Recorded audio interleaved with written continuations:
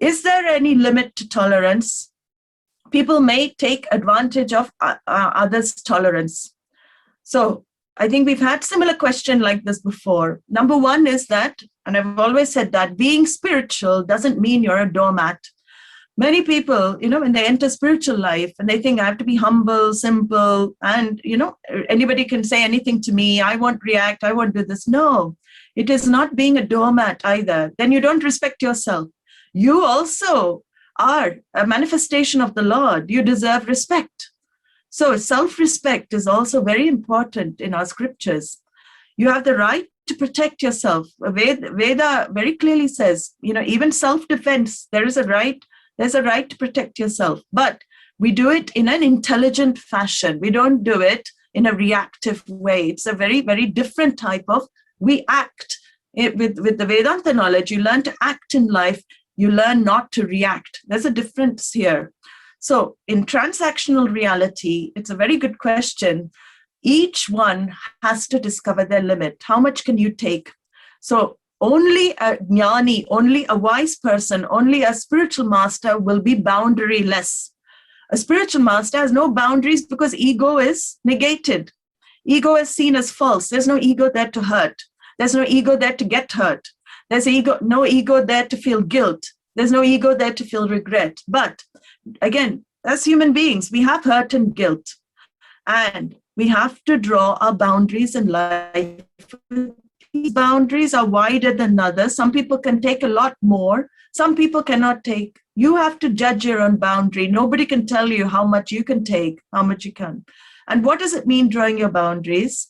When somebody oversteps that boundary, you have every right to say, enough, enough, in a nice, simple way, enough. That is it.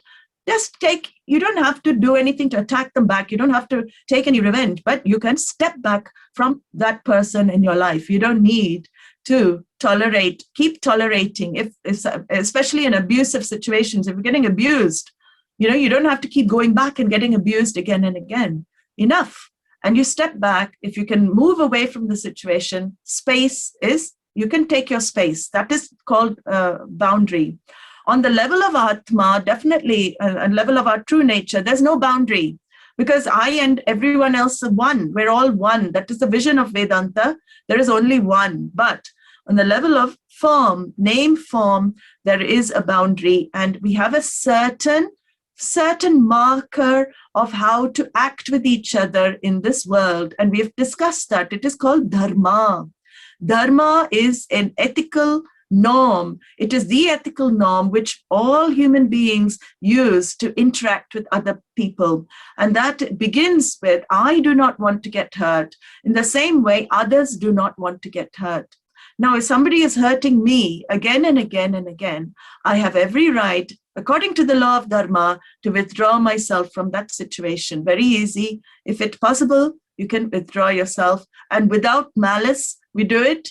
Without malice, we do it gently, but we have the right to do it. We don't need to tolerate everything. So each one has to draw their boundaries.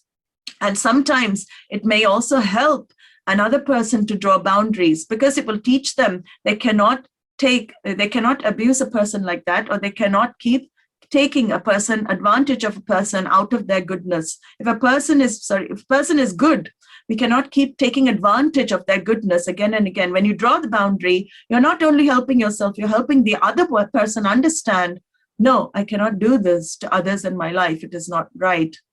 So that is a very, very, very good question.